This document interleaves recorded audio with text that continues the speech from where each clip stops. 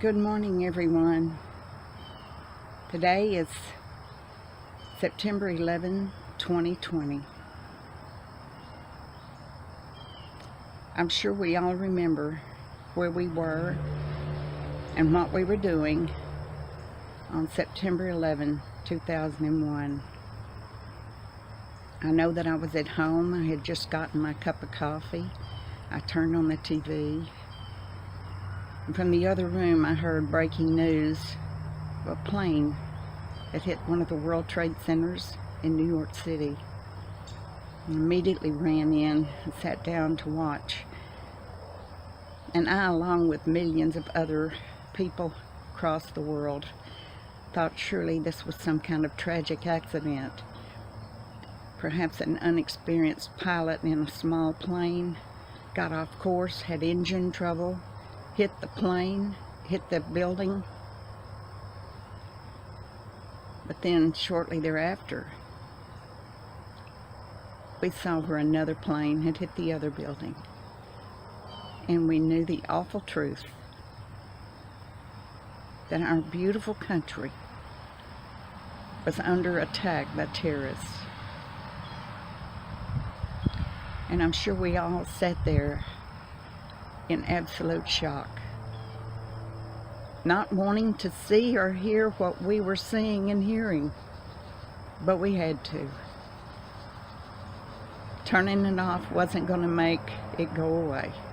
It happened. And it became one of the darkest days in the history of this country.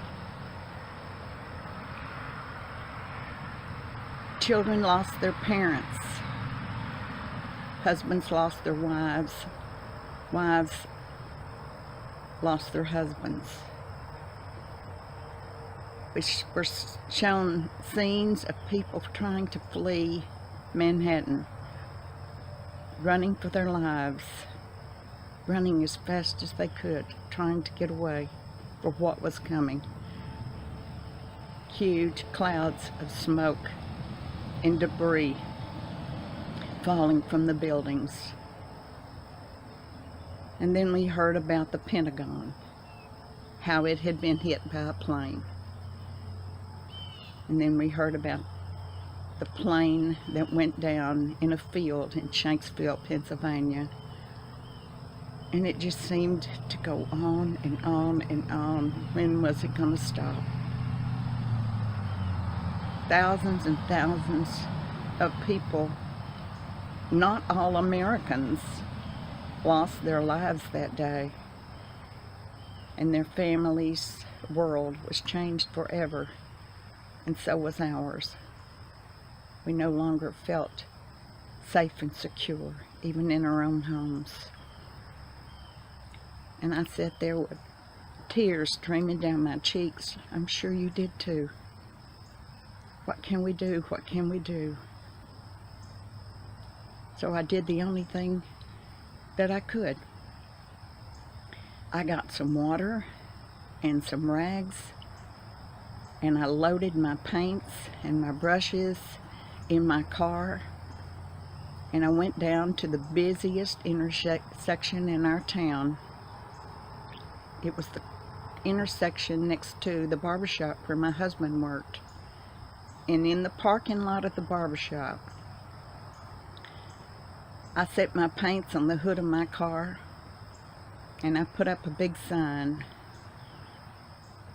"Show your support for the USA, free window painting." And I waited, but I didn't have to wait long. In a few minutes, a car pulled up.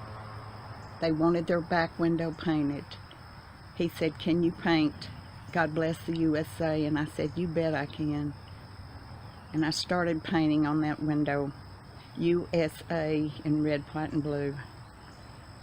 Before I was finished with that, another car pulled up. Before I could even get to that one, another car pulled up, and they kept pulling up. And pretty soon there was a line. Pretty soon that parking lot was nearly full. I worked for well over 6 hours that day. I really did. I painted dozens and dozens and dozens of cars on the back window with all kinds of sayings. God bless America. Pray. Never forget. God bless the USA. God help us. And these people drove away feeling very proud that they were part of this movement that was going on, this patriotic spirit, this collective patriotism among all Americans. And that day we were not selfish. We didn't think just about ourselves. My son said that day we took the me out of America, and we were all for all, not just for ourselves. I felt very good about painting those windows. It was the only thing I could do, and I enjoyed the look on their faces as they drove away. Some offered to pay me. No, that's not why I'm here. I'm not here for pay. I'm here because I want to help. I want to do my bit. However small it is, I want to help. And so that's what I did. But one thing I learned that day, in the midst of all the terrible horror that was around us, is that we must never forget. I hope you all have a wonderful day. I hope God is especially good to you today.